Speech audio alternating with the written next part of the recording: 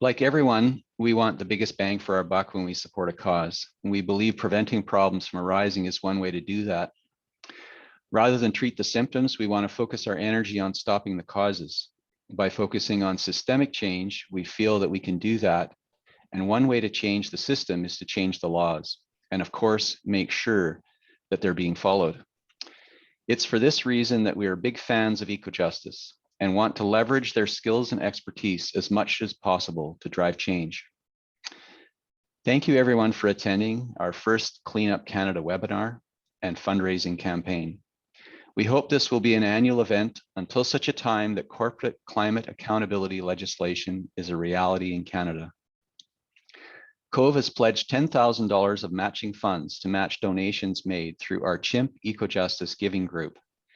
Take advantage of this opportunity to amplify your support for this important cause. There is a link in the chat for the Chimp Cleanup Canada Giving Group.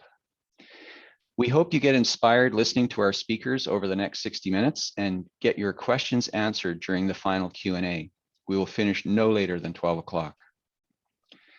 Before we get down to business, we have a couple of questions for you in the form of poll questions. Your answers will help us understand where we all are in broad terms. Here we go.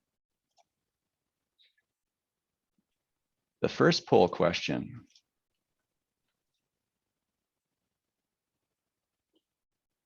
If you could all, hopefully you can all see the poll on the screen. I'm not seeing any responses. Can everybody see the poll?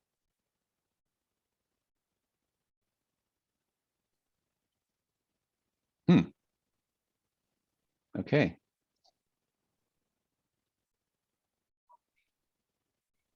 Bernie, I'm going to stop sharing my screen because I don't know if that creates an issue.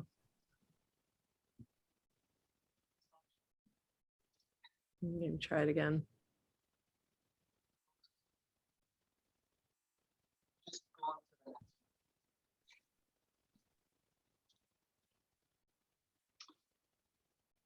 Can everybody see that poll question? Okay, perfect.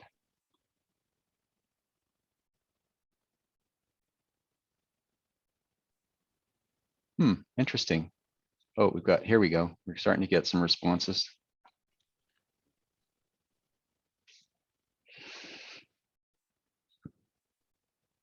Come on, everybody, click your button.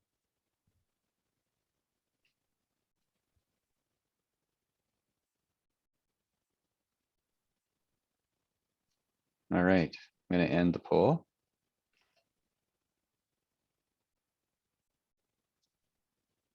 And share the results. All right, so looks like climate change wins the draw. I'm going to go back to the first one. Second one, what percentage? Okay. Can everybody see this poll? Here we go. Yes.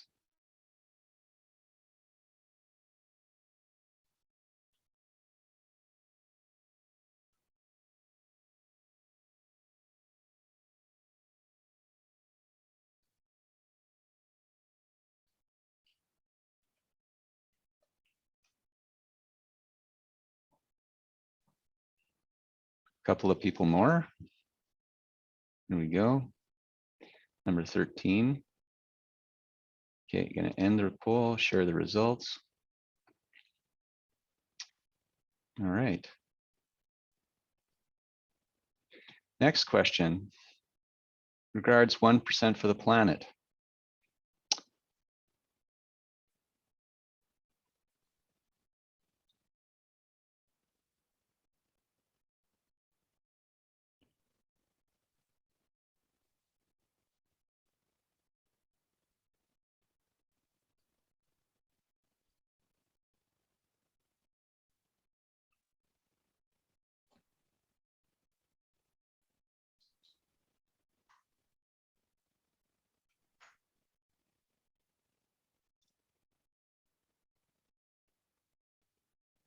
All right, I'm going to end the poll. We don't have all the answers. Come on, you guys can do it.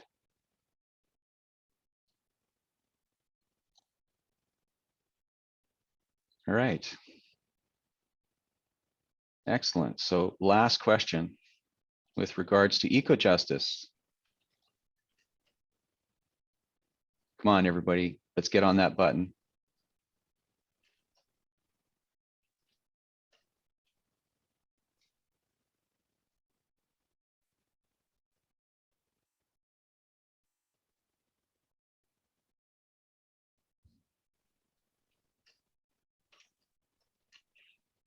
Excellent.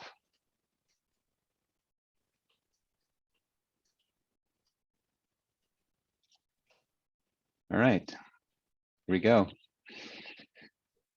Well, that's good. So it gives us a sense of people familiar. So we've got patrons at the table. Excellent. All right. So that's it for the poll questions, and we'll carry on. Thank you for doing that. All right. In the face of the climate crisis, Canada, despite being a signatory to the Paris Agreement, is the world's second largest provider of public financing for fossil fuels, behind only China, and its financial institutions remain some of the largest providers of private finance to fossil fuel development. Corporations are not being held accountable for their contributions to the climate change. 1% for the Planet encourages companies and individuals to donate money to support environmental nonprofits like Ecojustice. Kate Williams, the CEO of 1% for the Planet, will share 1%'s achievements, how it works, and how being a 1% for the Planet member accelerates our fight against climate change. Ecojustice's Executive Director, Devon Page, and Climate Program Director, Alan Andrews, will outline Ecojustice's new corporate climate accountability program aimed at holding Canadian companies and financial institutions accountable for addressing the climate crisis. So on that note, it's my pleasure to introduce Kate Williams, CEO of 1% for the Planet, a delightful person and the leader of a global movement that has inspired thousands of businesses and individuals to donate hundreds of millions of dollars to environmental partners. Kate has led significant growth in the 1% community's scale and impact, as well as deep work on best practices for implementing high impact giving strategies, growing a network brand, and operating a thriving workplace with an incredible team. She earned a BA at Princeton University and a Master of Science at the MIT Sloan School of Management, and has served on a variety of boards throughout her career. Kate is a mom, a trail runner and hiker with her dog, and a kitchen gardener. Take it away, Kate. Awesome. Thank you. And great to meet, virtually connect with all of you. And I'm going to go ahead and share my screen so that we can go through some slides. And what I'd like to do is, just take a little time to share about 1% for the Planet and then kind of look at where we are in time. We are 20 years old this year, so we've been doing a lot of thinking about what has changed in the world and what hasn't over the last 20 years and kind of what that tells us about the opportunity and urgency that we face. And then I am going to do a little bit of a deeper dive on just some of the ways that climate giving in particular is part of our model. And then we'll look forward to questions at the end of all of this. So with that, I'll dive in. And I would say if you, I know I'll have time at the end for questions. And if you want to drop any of them in chat, just so I can start pondering them, that's fine with me. If that's okay with Bernie, he's the boss. All right, so diving in, we were founded by Yvon Chouinard, who's the founder of Patagonia. And his belief is that giving back, and this is sort of where 1% came from, his belief is that, giving back as a part of doing business is really, shifting it from being this idea of philanthropy as an extra that you kind of do at the end of the year if you have a little money left over, and you really move it into the core as a part of doing business or a cost of doing business. So he and his friend Craig Matthews, who is the co-founder, were fishing in Montana 20 years ago, and they both had sort of built this kind of give back into their companies. Craig founded and ran a company called Blue Ribbon Flies near the Madison River in Montana. And they created, and so the story goes, on the banks of the Madison River, they said, hey, we need to not just do this ourselves, but we need to create something that will engage other businesses, the corporate community, in giving back as kind of part of doing business. And so from that time, we've been building that model and really building on that idea of, giving 1% should be analogous to you pay your staff, you pay your rent, the kind of core things that you do to run a good business should include you pay the planet for the impact that is inevitably part of running a business. And of course, that's not the only thing that you do, but that give back is a super core way to create positive impact as part of doing business. And so the way 1% works is that we engage members, and it was great through that poll to sort of see who I'm talking to. So I know a lot of you are members, either as businesses or individuals. So, maybe you'll learn some things that you've been missing, or hopefully this will just really underscore, the great commitment that all of you have made. But basically the way it works, we're not a foundation, and that's intentional. We don't take the money in because we don't want to create any more friction on money. We want it to get into the hands of those nonprofits on the ground driving impact. So the way we work is we engage members and we advise them on their giving strategies. And that looks a little different for every member. Some members are like, I know what I want to do. I just need a little bit of support to find a few nonprofits. Others are like, hey, we've never given before and we need to figure out our environmental giving strategy. And we just meet businesses where they are and partner with them and help them to figure out, what are some nonprofit partnerships that are aligned with brand, aligned with business outcomes, aligned with, kind of the passions of the employees or the founders. Again, it looks a little different for everyone. And as part of that, we have a team that's vetting environmental nonprofits to build a network of nonprofits. Every certified donation from a 1% for the Planet member has to go to an environmental nonprofit that is an approved part of our network. So that giving happens. The member companies choose the giving that they want to do, the partners they want to support. They make those gifts, and then at the end of every fiscal year, we have a process through which our companies are certified. So they provide documentation of their revenue and documentation of the giving that they have done, receipts from the nonprofits, other sort of official forms of documentation, and that is the certification process. And then a new year begins. So one of the really powerful things about our model is this annual certification. It's not a pledge for future action. It's not a commitment that doesn't have a loop that gets closed. It's a commitment that is acted on every single year, and our members have to maintain that certification annually through annual giving based on revenues. And then last but not least, we work with our member network to tell the story of all this giving that's happening.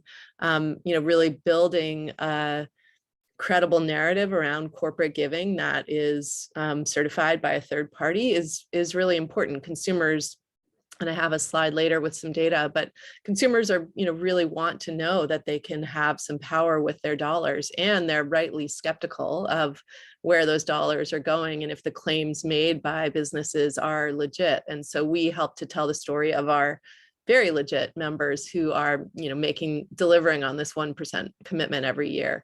And the brand of 1% for the Planet is the story of the partnerships between our members and nonprofits. So it's, it's in many ways just incredibly beautiful, powerful, diverse brand, because there are literally thousands of partnerships every year between our members and the nonprofits they're giving to, and that creates a really rich and powerful story. So those are the three core components of our network. And it is a global community that's grown a lot over the last couple of years, and I'll talk about that a little bit. But as you can see here, we are 5,500 plus members now, probably since this slide was created. We are tipping increasingly international, which is not surprising. We were founded in the US, so a lot of our initial growth was there, but the world is definitely bigger than the US. So as we've grown globally, we're really seeing that that the US, which continues also to grow, is no longer the biggest network. There's a strong network in Canada. And I think we're in our giving touches down in about 90 countries. And a lot of the giving that, it maps company to nonprofit. You'll see there's, the companies are in about 60 countries, and then the giving is in more countries, because a lot of our companies will give, along their supply chain. So not just in the country where they're based, but in areas where they also have an impact. So that's pretty powerful to see. And then for those of you who are individual members, and I'm mostly talking about the business member framework, just because that's the topic of this, but we love our growing individual member network, which is similar, not exactly the same. For individuals, there's less of the sort of need to close the loop with certification. A lot of individuals have kind of let us know that the accountability of making a commitment and then having a community with which to implement that commitment is really what counts, and the support to figure out giving. The sort of uploading of certification documents is a little less of a value add for individuals. So we're really, shifting that and creating some other community engagement. So individual membership is a really powerful way for people to participate in the model. In our last 20 years, we've given close to 370 million. And when I say we, I mean the 1% for the Planet community has given close to 370 million. 50 million of that was last year. So we're seeing a big acceleration. And again, just these are some of the numbers of how we have grown.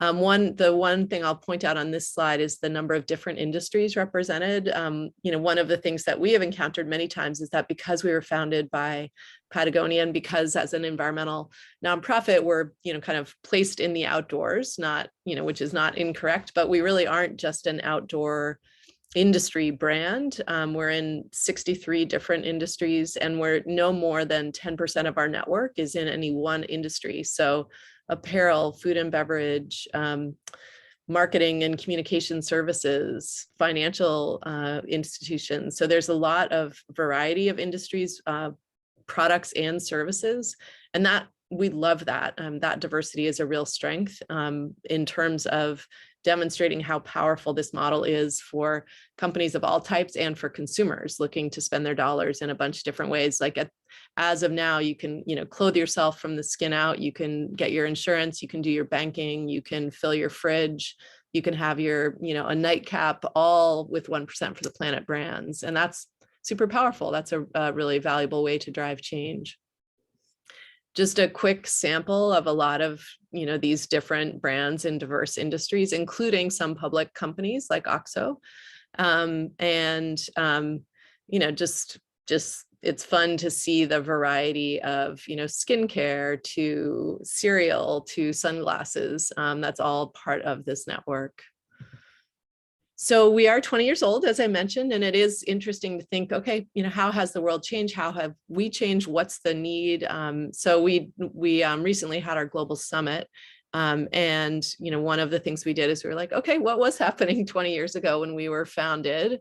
And these were some of the cultural moments that were happening. And then when we looked at, 20 years fast forward, it's like, well, in some ways a lot has not changed. And, that's maybe a little frightening. And there's a whole cultural analysis that we could go into there when you kind of look between these two. I guess Ben Affleck looks a little bit older, but as we all do. But what has changed is our understanding and the sort of uptake of the urgency around climate, and also materially for 1% for the Planet and for all of us who are working in this space, how we access information and how we make sense of information and make decisions with information. So I think it's, for those of us who now, can't imagine not being able to communicate and access information and pay our bills and things like that on our phones. The iPhone did not exist when 1% for the Planet was founded. B Lab was founded shortly after we were. So we have, somewhat parallel growth tracks. The sharing economy, Uber being one example of that, but that has also, grown. Facebook launched. So it's really, I think, valuable to kind of look back and understand in 20 years, which is not very long in the scheme of things, a lot has changed in terms of how we are accessing and making sense of information. And for 1% for the Planet, and for, all brands who are, making commitments, acting on those commitments and sharing stories, understanding the changes in how people, consumers, individuals, business leaders are, able to navigate information, I think is super important. And what's interesting is 1% of the planet has grown and changed with this changing world, but there are also some really core aspects to our model that have stayed, consistent and have not changed. And that's really powerful. Some of the things that have changed is we've like upped our game a little bit in terms of our logo, and made some evolutions, although again, kind of substantially the same. We've evolved from being more of that sort of outdoor brand with like a playful tone to a brand that's a little crisper and really focused more on the urgency of the work that we are leading and convening. Continuing to keep it positive. We strongly believe that change happens when people feel invited into taking action, not when they feel overwhelmed and paralyzed, but it's a fine line. We really do see a positive urgency. So, our team is, walking that line and really trying to invite people into change in it with an understanding of the urgency of the opportunity we have to act. So over the years, again, just looking at sort of evolutions over the years, we have seen significant growth, not surprisingly, kind of slow uptick initially. And again, remember back in 2002, pre-Facebook, pre-iPhones, pre-kind of social media as we know it now, we were communicating solely via email, and we had a sort of internet, and there was a value of having just a directory of, here's where you can find a bunch of nonprofits.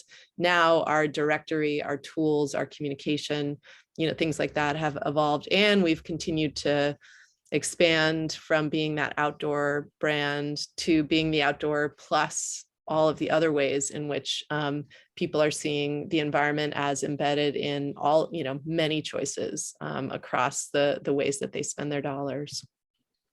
So what are some of the things that have stayed the same for 1% for the planet? One is the case for environmental nonprofits. So our whole theory of change rests on the belief, and that's grounded in the, the understanding of nonprofits as playing a really key role in driving impact. We are both and thinkers in that we're not saying nonprofits are the silver bullet that will solve the issues that we face, but rather that nonprofits play a really distinct role. And the opportunity that we are moving into is to create a way that the resources that are generated through the business sector can move into the nonprofit sector, which operates where there is no market. Nonprofits are beholden to their mission. And so for nonprofits, really being true to an impact mission is what they exist to do. And that's different than a business entity. So being able to connect the two expands the scope of impact that either one can have. So the resources from business supporting the impact work of nonprofits is a really powerful opportunity, and we have continued to work in that space. We also are, really focused on that power of annual commitment and of taking action on that. So the certification, the fact that it's always, giving happening every year based on revenues, not profits. So you have an up year, you have a down year, you're still giving against those revenues because, again, and if you're operating, there is an impact and there's an opportunity to drive change. And then we really deeply believe in the power of partnerships. So between members and nonprofits, between members themselves, as they learn from each other, we see time and again that the commitment that we certify is one part of what makes 1% for the planet powerful and valuable. Another important part is the fact that the community of members is an amazing group of companies who have decided to make this commitment and who are in almost every case doing a lot of other things and learning from each other. So the partnerships that emerge between businesses is also a really enduring and strong part of the 1% for the planet model. Sort of focusing on the last couple of years, which, as we all know, have been pretty unique time in this 20-year spread, and they've been surprising for us in many ways. In almost exactly 2 years ago, we were doing what I know a lot of businesses and nonprofits were doing, which was, kind of tightening our belts, figuring out our sort of worst case scenario and how we would navigate through that. We were taking our laptops home and setting up our home offices in the corners and closets of our houses where we hadn't had to work before. And, so lots of changes. And what has been really interesting for us is to feel like certainly the challenges, but also the ferment of that time, from the pandemic to the unrest around, in the US, the George Floyd murder, beyond the US, just some of the, growing awareness of some of the ways in which environmentalism and social issues needed to be connected more closely. So 1% for the Planet had the opportunity to kind of really lean into that. And one of the things that we have really focused on is expanding our definition of what it means to do environmental work. So, a big piece of our work, as I mentioned, is the vetting of environmental nonprofits. And so we realized that one of the ways in which we needed to lean into the opportunity for change was to sort of expand the boundaries of how we defined environment and how we defined an environmental nonprofit. And so it's been a really great piece of work that still continues. And one of the ways that we're doing it is we're using the UN Sustainable Development Goals as a framework to help us in our vetting of environmental nonprofits. And that really enables us to have a way that we can, see clearly and make the connections clearly between things like poverty and environment, and, diminish the distance between what is considered a social issue and an environmental issue, and really connect the dots there. So that's been a great learning. And this is just a simple visual of some of the ways that, we are looking at these intersections. And again, I referred to our global summit earlier, we had some terrific speakers, and among them, Leah Thomas, who's just come out with a book, The Intersectional Environmentalist. And, we've had some great conversations and worked closely with her to really help, just push our thinking and help us to understand. And again, it's a journey that continues. We try, because it's sort of in our DNA, to make things tangible. So we think about this stuff, we expand our definitions, but we don't want it to just stay on paper or in diagrams. And so one just tangible example of how we've changed our environmental vetting process is, in the past, when people would say, hey, we want to give to a food bank, as part of our giving, we're like, a food bank, great, important work, but that's not an environmental nonprofit. We've changed that. So in food banks, in almost all cases, not every food banks, but most food banks are diverting food from the waste stream. And so for those that are doing that, it's a very clear connection to a reduction in greenhouse gases, because food waste is one of the big contributors. So, food banks are a great example of truly intersectional nonprofits, because they have a reduction in greenhouse gas impact, and they also are addressing hunger for those who are underserved. So that's one example. There are other examples, and our team has been really working hard to understand that. And we work with our members closely, because a lot of times it's our members who are pushing us with, well, how does this fit in? Help us to think about this. And we love that process. So I invite all of you who are listening to be part of that conversation. And then I just threw in a few examples of members, or in this case, former members, who have just developed giving partnerships tied to climate that, have either what, seem like kind of more traditional ways of supporting climate through giving, and then more, I have some other examples that are, might be more in that intersectional space. So, this is one where, Protect Our Winters does a lot of advocacy work, and really kind of making the case for and creating opportunities for action around climate, particularly at the legislative level. So, that campaign support is sometimes a way that we see our members like wanting to lean into the climate issue. In this case, Avocado Green Mattress, and my examples are not all Canada, I apologize for that, but they're good examples of how giving can be creative and intersectional, and how it drives change. So in this case, Avocado Green Mattress, which is a really amazing brand, they are supporting the Kula project, and that's supporting women and girls as a direct tie to mitigating climate change. And the Project Drawdown has made that clear for those of you who have heard of that. If you haven't, I recommend checking it out. And then another one is King Arthur Baking. They are a longstanding member and a longstanding company. And one of the things that they've done is invest in getting young farmers on the land. So keeping young farmers, or creating opportunities for young farmers to have farms, and in many cases, bringing regenerative practices, which are also another climate strategy. So I went through those quickly, and there are, literally thousands of examples, but just those are a few of the different ways in which brands are showing up to address climate change, coming at it from different angles.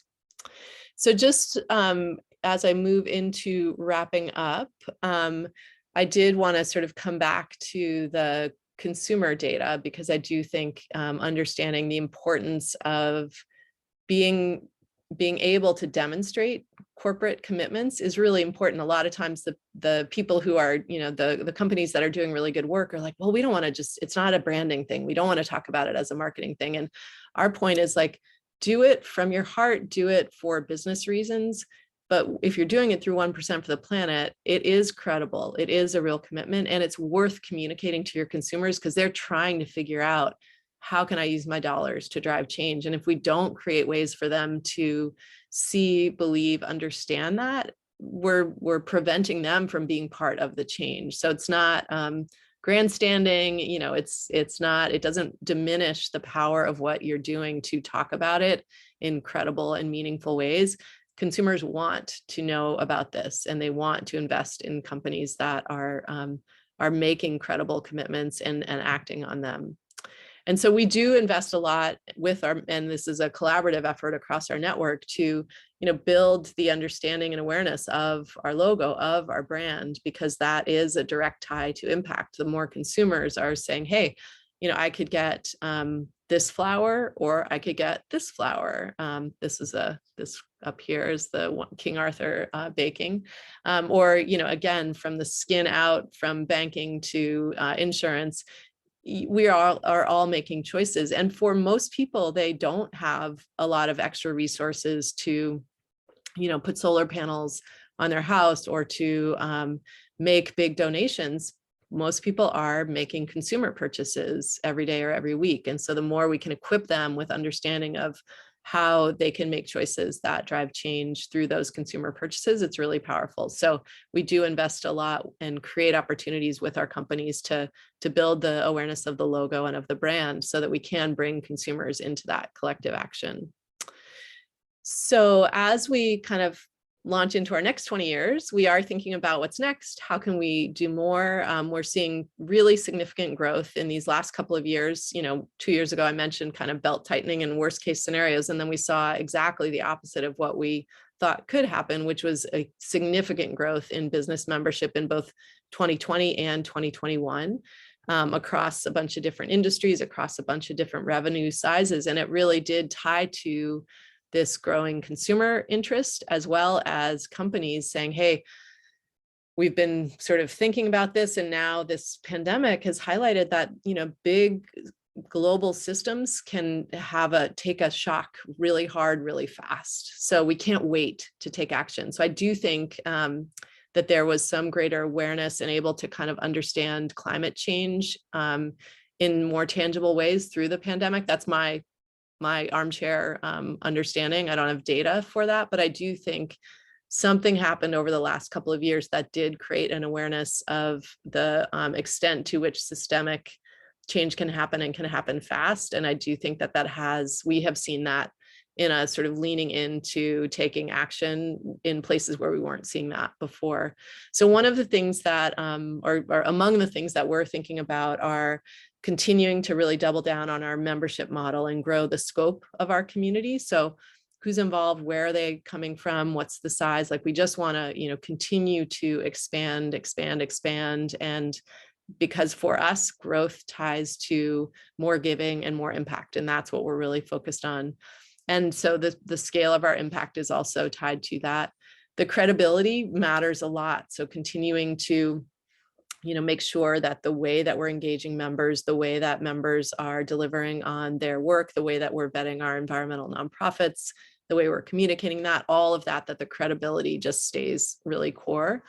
And then continuing to have more diverse members, diverse in all ways, more diverse forms of giving, continuing to expand our definition of what's environmental giving. So you know, a lot of that work that I've just described is, again, just really doubling down on our existing model.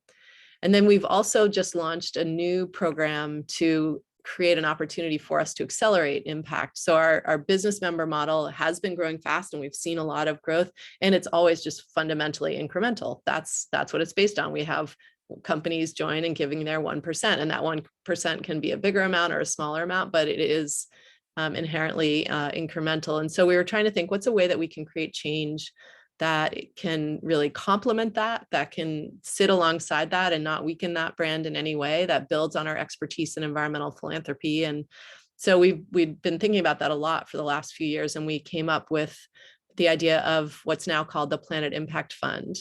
And this is, whoops, I think I skipped a slide. This is a partnership that we've created with the National Philanthropic Trust and CapShift. And basically what it is it's a philanthropic fund. So dollars come into the fund, they are invested for positive impact for planet and people. And then we make grants from that fund. 10% of the fund is granted every year. So we're continuing to get more money out to nonprofits every year, and we're also building impact at the investing level. The fund is open to donors of all sizes, and there is an opportunity for, you know, individual donors or corporate as well to create what are called donor advised funds attached to this investment platform. And there's a lot more I can share about that if people are interested, but we're really excited about it because, again, it builds on our expertise in environmental philanthropy, and it creates a way for us to drive that into impact at the investing level as well as the granting level. And it's open to members and non-members. So we're really able to attract more philanthropic capital to drive change. And again, that will sit alongside our existing membership model. Members can give to the Planet Impact Fund, and non-members can give. And the reach, we've selected a portfolio of nonprofits, as we will do each year, to receive the grants, and we'll be continuing to evolve our granting model. But right out of the gates, the reach, the granting or the giving impact, from these nonprofits will, have, a pretty global reach, and we'll just continue to expand that as we grow the fund. So with that, I'm going to wrap up and say thank you, and I'll look forward to answering questions at the end. Oh, thanks so much, Kate. We really appreciate everything you do, and you and your team do in helping us be more impactful and accountable. We set aside time for questions and answers for all three of our guests, so don't go away. Kate will be back. Now I'd like to introduce you to Devon Page, Executive Director of Ecojustice, Canada's largest environmental law charity. Devon spent his first 7 years at Ecojustice channeling his love of wilderness into protecting Canada's endangered birds, wildlife, and fish. Devon obtained the first injunction in Canada to stop logging in old growth forests home to the endangered species, the northern spotted owl, and launched the first cases under federal species at risk legislation. Devon became executive director in 2008 and has focused on enhancing Ecojustice's effectiveness by emphasizing litigation around key environmental and legal priorities and expanding Ecojustice's operations from British Columbia and Ontario to Alberta and the Maritimes. Devon will be followed by Alan Andrews, Climate Program Director of Ecojustice, who has been with Ecojustice since 2018. He is a graduate of the University of Manchester and headed the Clean Air team at Client Earth, a UK environmental law nonprofit in London, for the previous 8 years. In the 5 years prior to that, he was a solicitor at the international law firm CMS Cameron McKenna. His work in Europe encompassed litigation in the UK Supreme Court and European Court of Justice, while advocating for better pollution laws in Brussels and London. He is passionate about the law's potential to empower people to stand up for their right to a healthy environment. So over to you, Devon. Thank you, Bernie, and everyone at Cove for inviting us to join you today. Thank you to everybody else that's here today, knowing that we have some aspiring donors and some current donors, and we really appreciate that. And I want to thank Kate. I did start as an executive director in 2008. And I think early on in my tenure, I shared the stage with 1% for the Planet. It's impressive to see the growth and the impact. And we're recipients of the generosity of members of 1% for the Planet. So I appreciate sharing the stage with you again. So I'm just the opener for Alan Andrews, who's the director of our climate program. I'm going to briefly give you an overview of Ecojustice, who we are today and what we're working on, and then turn it over to talk specifically about our climate accountability program. So we are Canada's largest environmental law charity. Our mission is to use the power of law to defend nature, combat climate change, and fight for a healthy environment for all of us.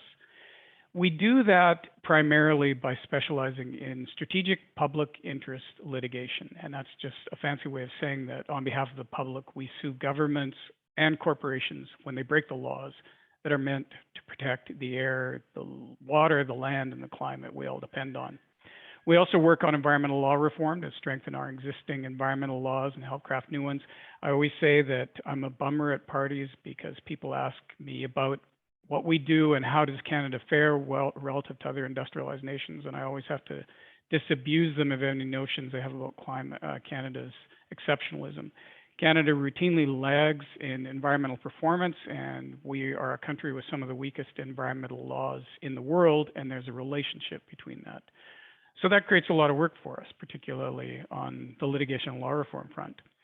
We're growing from fairly humble beginnings in the 1990s, where we started with one lawyer. We now have offices in Vancouver, Calgary, Ottawa, Toronto, and Halifax, but a staff of about 70 people, 29 of whom are primarily lawyers with a couple of scientists thrown in there. And now that means we have 30 years experience using the law to build the case for a better Earth. Now, in spite of that growth, Canada's a big country. We simply can't keep up with the environmental degradation and the work that has to happen across the country. So we're strategic. Being strategic is key when we're deciding which case to pursue. We look at the most pressing environmental issues and also the best opportunities to set legal precedents to create durable, long-lasting protection for the environment. So you're either watching us in court on the most significant issues or on the legal issues that will provide the maximum amount of protection. Our model is representing clients free of charge, and those clients range from other environmental nonprofits to Indigenous groups to grassroots community organizations to individual Canadians. We're 100% donor funded, which means we also don't accept government grants or funding from any industry group who might eventually become a defendant in our legal actions. All our funding comes primarily from individual supporters, foundations, and just a small number of environmentally minded companies like Cove Continuity Advisors. We're also working, Kate's slides on intersectionality resonated with me because Ecojustice is just completed a new strategic plan where we've committed to embedding justice, equity, diversity, inclusion, and reconciliation in all areas of our work. We see environmental racism across Canada and have for a long time been in the courts seeking to address that. Colonialism is baked into Canada's legal system, and we're working hard to undo that and through our representation in the environmental movement. And just a bit about some of our victories before I turn it over to Alan. We've had a lot of victories recently, and the last 2 years reflecting on what a strange time it's been has also been a time at Ecojustice for some tremendous progress. As one example, in the climate change front related to climate, we were instrumental in Canada passing the Canada Net Zero Emissions Accountability Act. Alan was particularly instrumental in that because what we sought to do was emulate legislation that was elsewhere in the world, including the United Kingdom, that would require the government to articulate a clear plan for how we're going to meet our climate commitments. And Canada's raison d'etre is making commitments at every international venue for achieving a climate target and then reaching none of them. So accountability is clear. So we're pleased to see the federal government introduce that legislation. And now we anticipate that we're going to be working to see that they meet the legislation. More recently, we've got some media attention earlier this year in response to our challenge at the Competition Bureau about Keurig Canada's claims that their coffee pods were easy to recycle, when in fact they aren't, and most Canadian jurisdictions don't recycle them. So working with the University of Victoria Environmental Law Clinic, we submitted a complaint to the Competition Bureau that ultimately leveraged a $3 million fine against Keurig. And if any of you have been reading papers across Canada recently, you'll be noticing there's a posting by Keurig across the country apologizing for misrepresenting their claims about the recyclability of their products. And then more recently and closer to home for the BC residents, we were probably not the most important part, but a significant player in seeing a significant new protected area, an Indigenous protected area created in southeastern BC in an area that's called Jumbo Valley to us, but it is the sacred traditional territory of the Ktunaxa First Nation. Ecojustice, to give you an idea, one of the things we say about Ecojustice is we are relentless, and we have been working to try to stop development in key biodiversity or habitat areas since our inception, and Jumbo Pass area is no exception. So for about 15 years, in one form or another, we've been working to try to stop a ski development that previous BC governments were so intent on creating that at one point they created a municipality of one person so that that person could vote for development to proceed. So we intervened in a case on behalf of clients who are Jumbo Creek Conservation Society and Wild Site to stop the expansion and the approval through an environmental assessment process for the ski hill. And we're ultimately successful, resulting in 2020, the federal government and the Ktunaxa Nation jointly announcing the creation of an Indigenous protected and conserved area that includes Jumbo Valley, a fair portion of the Purcells, ultimately 700 square kilometers of new protection in an area that's particularly vital habitat for grizzly bear. And then what we've been describing more recently is our marquee case, and a case that would only happen because of Ecojustice, our landmark youth climate case. And that's where we're representing 7 extraordinary young climate activists who are suing the Ontario government for violating their charter rights to life, liberty, and security of the persons, because there was a government change and they came in and weakened in a time when we need as strong as legislation as possible to meet our climate goals. They weakened the province's legislation requiring them to meet emissions targets. The victory here isn't yet that we won the case. We're certainly planning to do so, but it's that every case that has attempted to do this and to define the charter as encompassing a Canadian's right to a healthy and stable climate has failed. Ours is the only one to survive a motion to strike, and we're headed to trial in September. So we're pleased that at the very least, we're going to present climate change in the context of charter rights and hopefully convince the court that the youth deserve the right to a stable and healthy climate. So the hearing in September will likely get a fair amount of media coverage, so I invite folks to stay tuned. And I know we're going to have time at the end to answer questions. So at this point, I'm going to turn it over to my colleague, Alan Andrews, whom Bernie has already introduced. Thanks, Devon, and thanks, Bernie, for that extensive introduction earlier.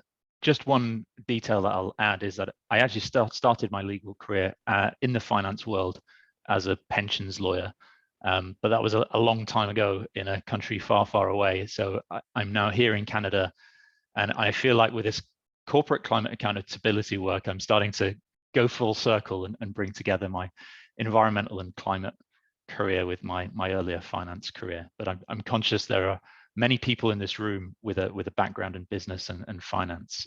So I'm very humble and really hoping to hear questions and perspectives and benefit from that, because it's a long time since I could claim to be a finance expert. But what I can say is that I'm something of an expert in holding governments and companies to account for meeting on their environmental promises. And that's really the genesis of our work on Canadian corporate climate accountability. We had the success mentioned earlier with Bill C-12, what became the Canadian Net Zero Emissions Accountability Act, which allows us to hold governments to account for meeting their climate targets. The next phase of that work is really extending that into the corporate and financial sector and giving Canadians the tools to hold their companies and financial institutions to account for delivering on climate promises. And I won't go into the context, but it seems like every week there is a huge report with scientists sounding the alarm bells on the climate crisis. One element of that, though, that sometimes gets missed is the role that finance has to play in the climate transition.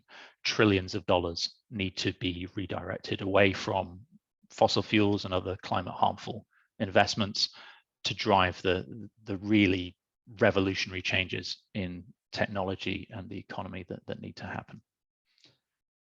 And to follow on from Devon's point, Canada is, in the world of climate, as in other aspects of the environment, something of a laggard.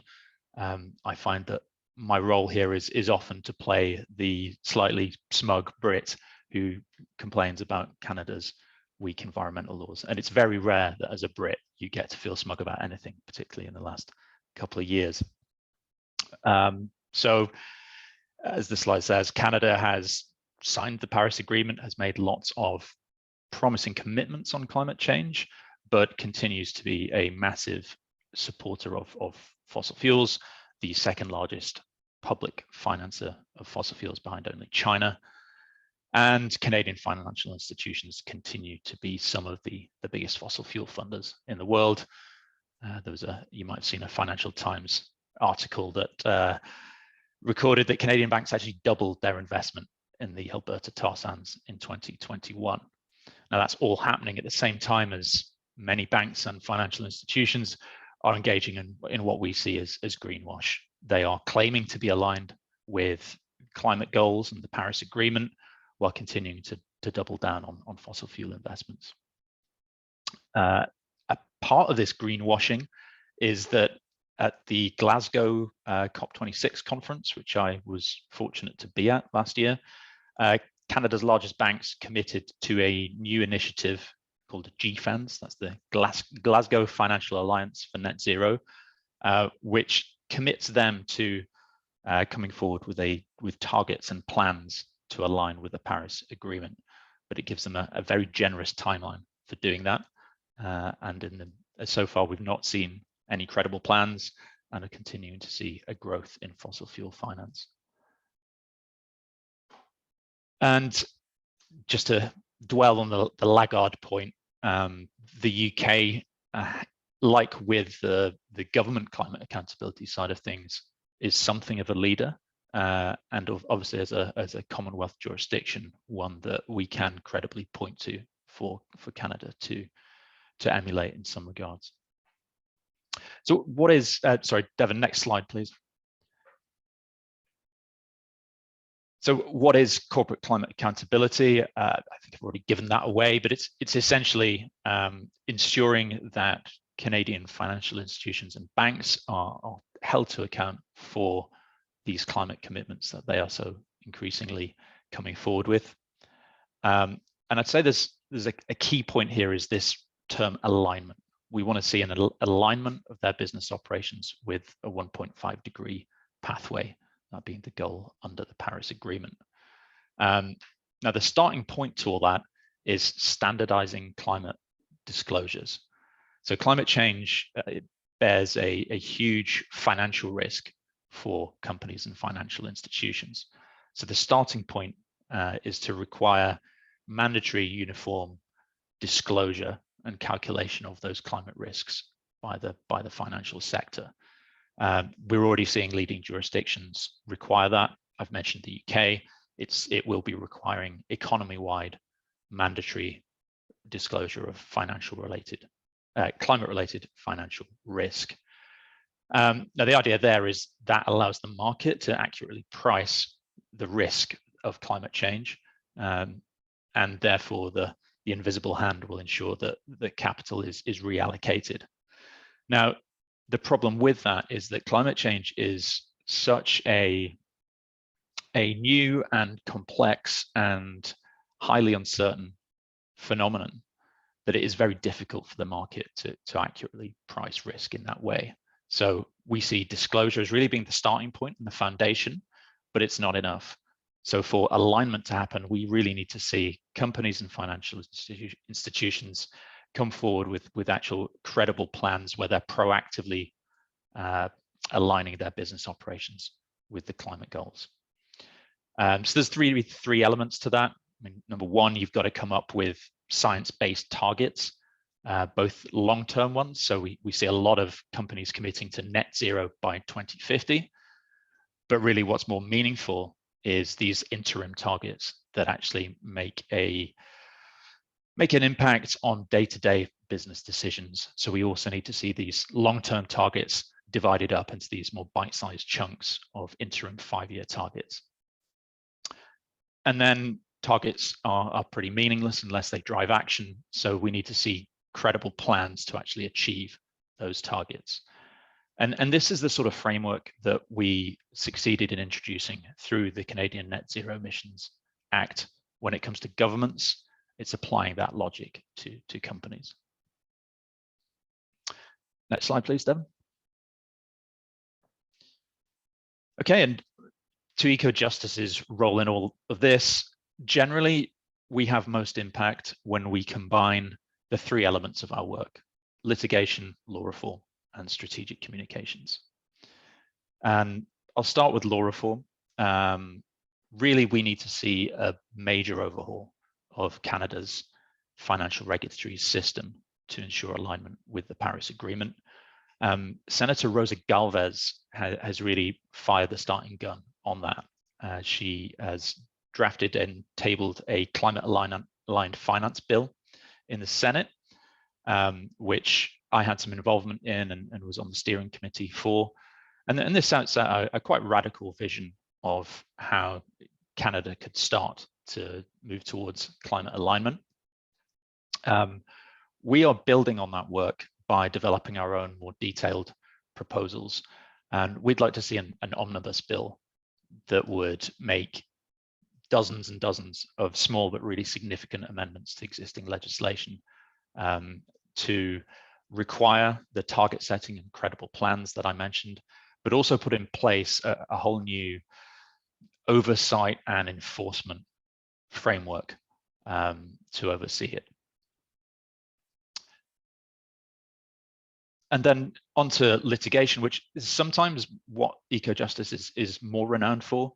And certainly when we go into meetings with politicians, that's the first thought in their minds. But in tandem with litigation, we're really looking at law reform to drive the more long-term and durable change that we need to see. And then moving on to the litigation aspect, that's kind of work in progress. I'd say the most developed part of that work is on the pension side of things. So this is where my history as a pensions lawyer comes in. We started by focusing on the 10 largest public pension schemes in Canada for the quite obvious reason that they hold trillions of dollars in assets. And if we can move them, we can really move the entire Canadian economy. They have an enormous amount of leverage over the companies that they invest in. We have written to those 10 pension schemes, outlining what we think the fiduciary duties are of pension scheme administrators when it comes to climate change, and asking some pretty pointed questions about how they are planning to align with the Paris Agreement. We've had 9 responses from those 10 pension schemes.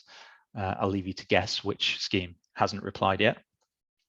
And we're now sifting through those responses and have sent a number of follow-up responses, really drilling down into the detail of what we want to see from those pension schemes. We're sort of getting to the phase of thinking through whether we could pull the trigger on litigation against one of those pension schemes, or whether we would look elsewhere in the pensions world to try and establish the really groundbreaking precedent that we'd want to set around the fiduciary duties of pension schemes when it comes to climate change. Beyond pensions, we're really looking at the rest of the financial sector now as well. I've mentioned the role of banks and the greenwashing that they are engaging in. So that's the next place we're looking, and we're developing a competition bureau complaint concerning one of the big 5 banks, which we'll be launching soon. And that really builds on the success of the Keurig case that Devon mentioned. But here, rather than it being non-recyclable coffee pots, what we're talking about is hundreds of billions of dollars in fossil fuel assets that really need to be left in the ground if Canada's to remain aligned with its 1.5 degree objective. And then alongside our litigation and law reform work, we're always using communications to really amplify the impact of our work and mobilize Canadian public opinion in support of our goals. And that can be everything from opinion pieces, social media content, press releases around our law reform and litigation work. And as part of that, it's really important that we're collaborating.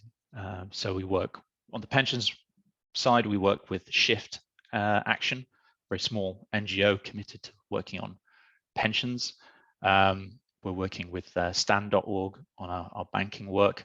And through working with these sorts of organizations, we really get to deliver bigger bang for our buck on the communications front. Next slide, please.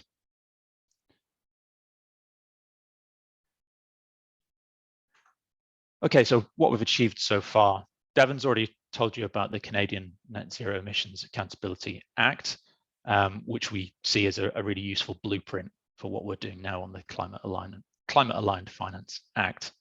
I've mentioned the pensions work. That's really the most advanced element of this strategy. And we're really excited to now be at the phase where we're thinking seriously about our litigation options. I should also say that it's a great example of how this sort of hard-edged litigation focus can deliver results well before you even get to the courtroom. So in the 6 months we've been engaging with these pension schemes, we've seen several of them move in a significant direction to, for example, with the CPP, set for the first time a net zero target. So we're seeing movement already, but it's obviously not fast enough given the scale of the challenge we have before us. And then another really significant and welcome development is we have hired our first climate finance lawyer, Tanya Yemetz, who's a very experienced litigator with experience both from the private sector, particularly in class actions litigation, but also interestingly on the government side within finance ministries. So she's a real asset to the team, and I'm really looking forward to getting her cracking on taking this strategy to the next phase. Next slide, please. Okay, I know Bernie wants to ask me some questions, so I'm looking forward to that. And then we can open things up for questions from the audience. So I'll just close with our contact information, which is there on the slide. So you can follow us online or follow up with any additional questions or comments after the event today. I'd be happy to respond. And of course, this event is a fundraiser for Ecojustice. So thank you so much to everyone who donates today to help make this work possible. And then over to Bernie. What have you got for me? Thanks, Alan.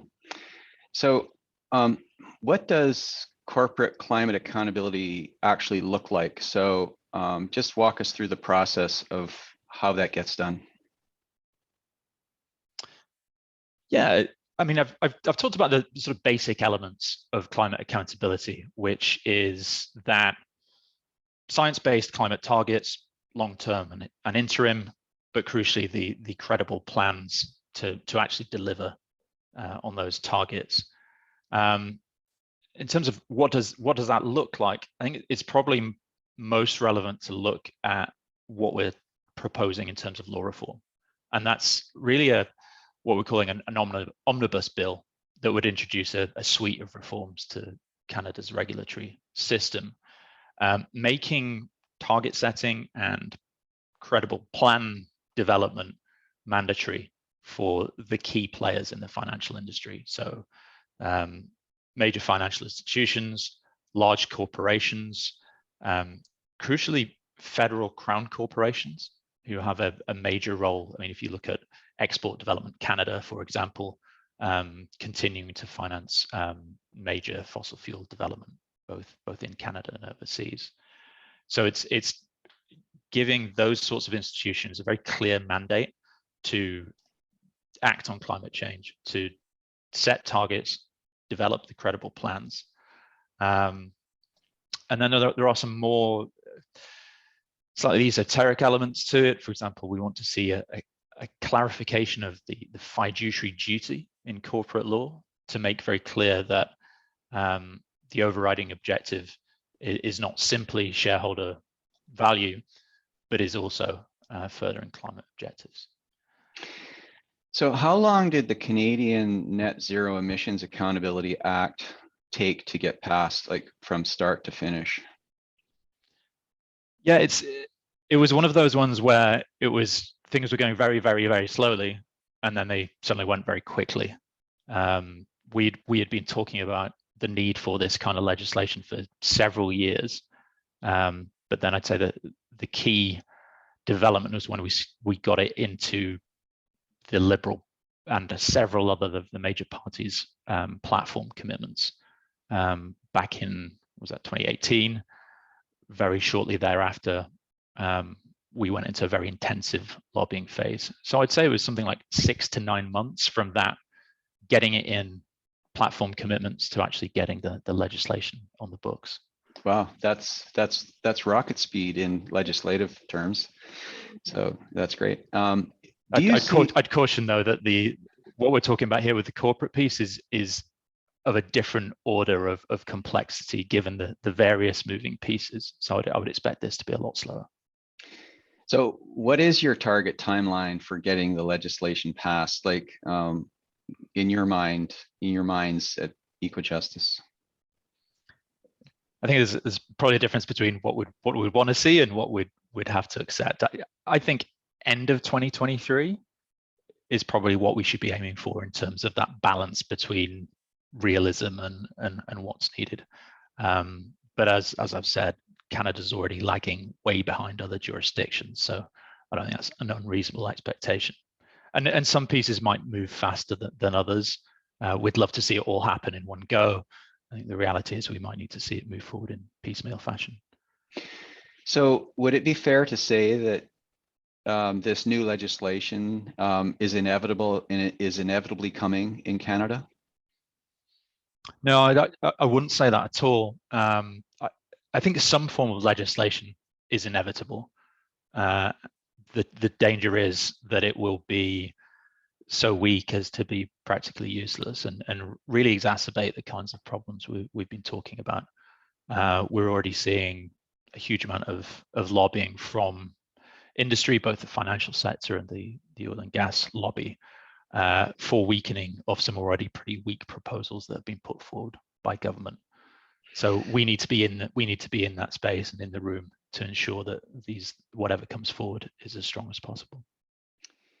That's great. I mean, that's too bad that we can't have the confidence that it's going to happen, but obviously whatever we can do, whatever you can do, right? So what do you estimate as the total cost for Ecojustice to make this happen? And I ask because I think it's important to understand the magnitude of the problem from a financial perspective and to So I'm grateful to our philanthropy team for helping think through some of the budget here, but roughly speaking, we think around $600,000 would cover the hours of our legal and legislative affairs staff, our comm staff, and the operational costs and overheads. Might seem like a large sum of money, but put against the kinds of sums of money we look to move and divert from fossil fuel investments towards the transition, it's a drop in the ocean. Yeah. Well, and let me just add, I've got to take advantage of that, Bertie. So we've worked hard on getting federal legislative change particularly in the last few years, with the government that had an appetite for it. 3 years is exceptional to get an act passed. But when we were fighting to get changes to Canada's Environmental Impact Assessment Act and investing heavily, probably on the order of what we're proposing for climate accountability, I spoke to one of the people on the environment panel, and he said we were getting out lobbied at 10 to 1. And that was our, that was our best effort, just to give an idea of what we face. Mm-hmm.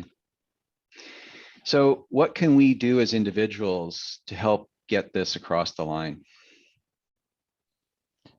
Well, I think you're doing it right now. Being able to have an event like this, spread the word about what we're doing and how important this work is a great way to get the issue moving forward. And I'd say that's also important within your professional networks.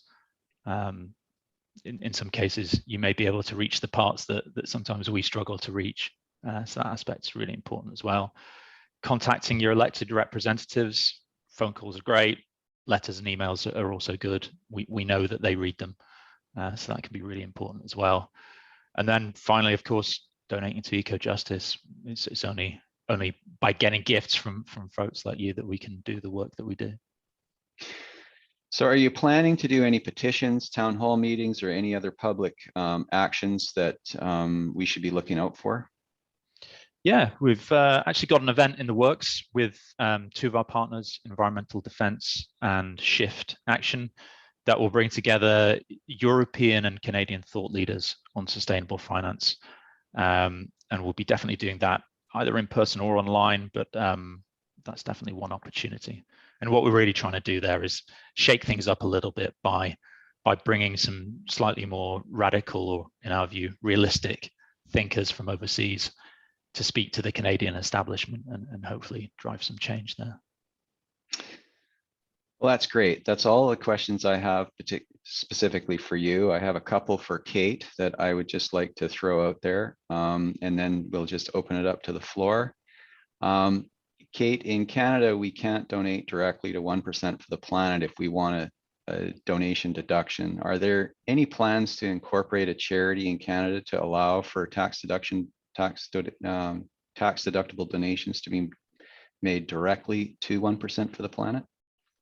Yeah, it's a great question. And we've been sort of working at it and haven't figured out a good solution yet, but we in part for the last couple of years, just because we were understaffed for the amount of growth that we had, quite honestly. So we have kind of gotten back to the staff level that we need to be and are looking into this in Canada and other places in terms of, is it a fiscal sponsor relationship with an existing nonprofit? Is it a new entity that we create? We don't know the answer yet, but we always are trying to think what's the least amount of friction that we can put on any money that comes to us in order to, have most of it going out to drive impact and support our members. But the question is definitely firmly lodged. The persistence of the Canadian membership is there. So we hear you. Excellent.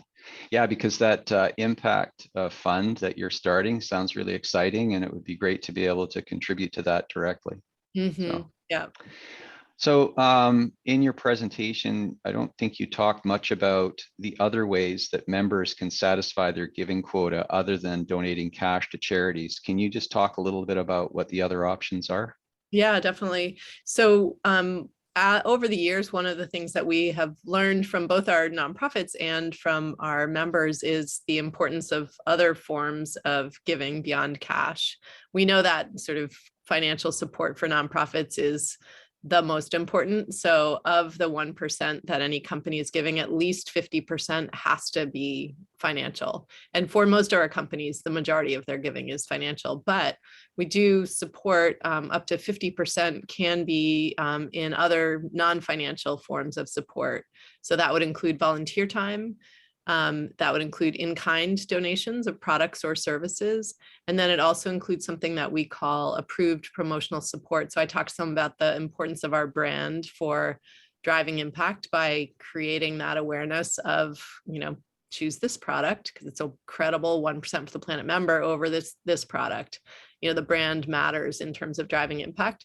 So approved promotional support is a way that advertising spend that's specifically focused on 1% for the planet and or the partnerships that a company is involved in that can count toward a portion of your 1%.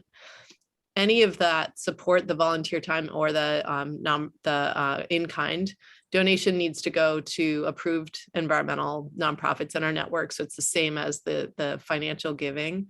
And then we have to approve that approved promotional support just to make sure it's like strictly in line with what we are, trying to accomplish with that. Excellent, thank you. So now I'd like to open it up to anybody who is attending. Just raise your hand and I'll unmute you and you can ask the question by voice versus typing it out. So are there any questions from our audience that you'd like to ask Kate, Devon, or Alan?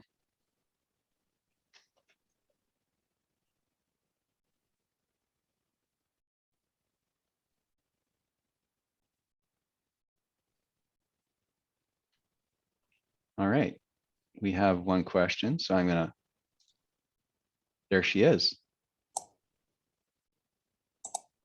Christy, you can talk. This is a question for Devon or Alan. I was going to say Adam. That wasn't right.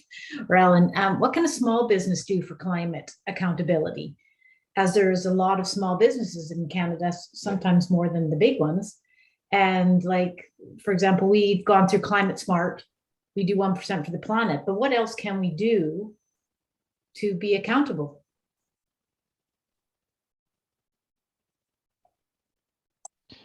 So it's a great question. I mean, I sometimes think that it's really the big players that should be leading the way, but certainly by showing that smaller businesses can do it and can set targets and can come up with a plan to achieve them, hopefully shames the bigger players into doing likewise.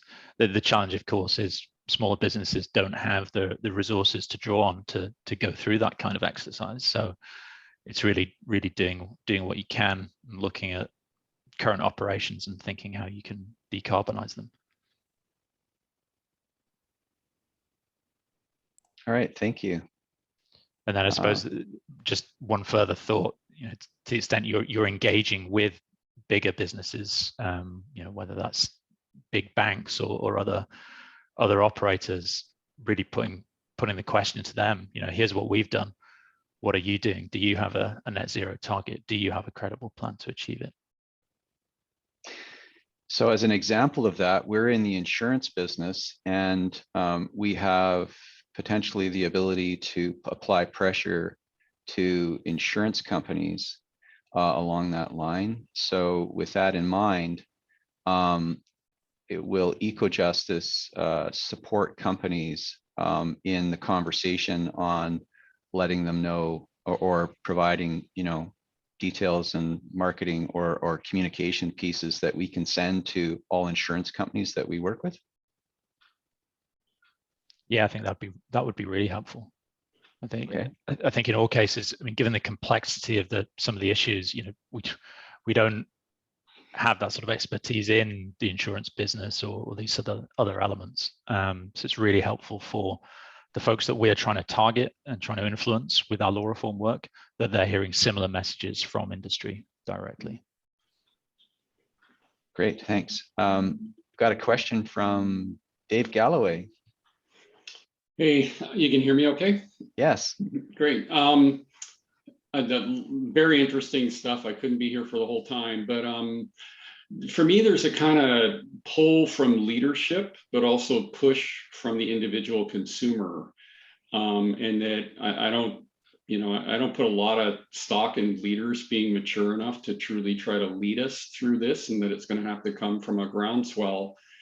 What you're thinking, is there any traction on the idea that part of your 1% has to go to educating the public, to be a leader in educating and promoting ideas? It's almost like 1% of your advertising has to be directed towards environmental education or something like that. I just thought I'd throw that out to get the leaders to be educating, not just trying to do some stuff that everybody doesn't like because now the prices are higher or something like that. Mm-hmm. It's a great question. And I think, we do try to do that in a couple ways. One is what I was just sharing in terms of, allocating the option to allocate a portion of your 1% to that approved promotional support, which is intended to do exactly what you're describing, like have companies, communicating what they're doing or the opportunity to become part of 1% for the planet to their consumers and, anyone else who's paying attention. So, we do build that in, and then we work as an entity to, be very active on social and, through our blog and, when we can get, media coverage to sort of make the case for engagement at the company level and the individual level. I think you're right that there's always more opportunities to sort of get the word out. And, we really believe in the power of the network and of kind of having as many different nodes communicating with their audiences can be really powerful. So I hope that answers your question. Yeah, no, that's good. Thank you. Thanks, David. I have a question for Alan.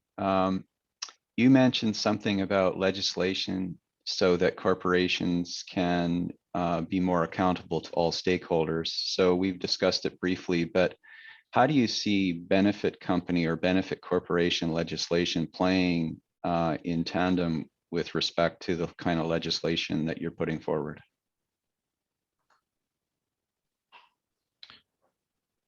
Yes, that's a good question. I think it's definitely part of the story. It's definitely part of the solution.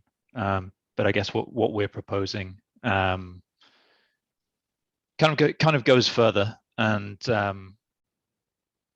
really drills down into this requirement for target setting and credible plans. But yeah, it's to be honest, not an area of real expertise for me, but I'd love to pick up the conversation with you again and maybe others and really think through some of the ways there can be synergies there. Awesome, thank you.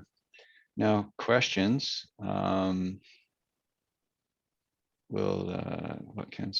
Okay, so looks like we've answered all the questions. It is 11:53. I said no later than 12. If there are no more questions. Oh, there's one more Q&A.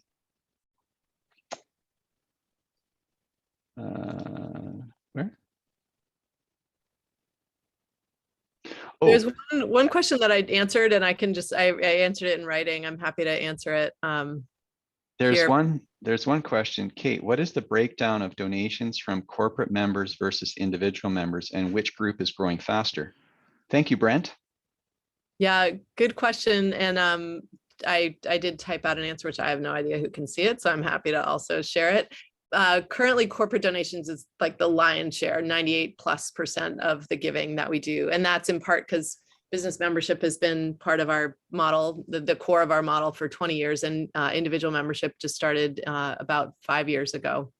And it's taken us a little longer to just sort of figure out like how are the two models, how should they be the same and how should they be different? So, the growth in membership has been largely business driven as well. We see huge opportunity in individual membership. In the US, I don't know the numbers as well in Canada, but in the US, there's, really significant wealth transfer happening from generation to generation. And that, is creating a, big opportunity for individuals who in the sort of younger generations have a greater intent to give for planet and people. So we are definitely keeping an eye on that and hoping to see increased growth in our individual member program. But at this point, like when I talk about our numbers, it's largely business driven. That's an interesting question, Brent, and great answer, Kate. One of the things that I'm not sure if you're aware of, but all investment advisors and portfolio managers in Canada cannot incorporate. So they would be individual members, and that would be an area that I'm sure you might be able to pick up some traction in the fact that they will not think themselves as being able to participate given they're not a corporation. So in closing, I want to thank you, Kate, Devon, and Alan for the work you do and for being our guest today for this webinar. it was the first one. As I was mentioning to Alan, we sponsored a couple of fun runs years ago, and the first one was all about getting up and running. And then we were able to focus on increasing the reach. And so we really look forward to doing this again, making it an annual event and hearing about the progress and hearing about what you're all doing. And I'd like to thank as well everyone who attended this inaugural webinar, and a reminder to visit our Clean Up Canada campaign page and make a donation. Yeah, Ecojustice is going to get our $10,000 anyway. The cat's out of the bag now. So if we will match your donation, we'd love to see you support this great organization and adopt corporate climate accountability legislation as a pet cause. At the end of this webinar, a survey will pop up, and we would appreciate it if you took a few minutes and give us your feedback. Thank you very much, everyone. Be well, and bye for now. Thanks a lot.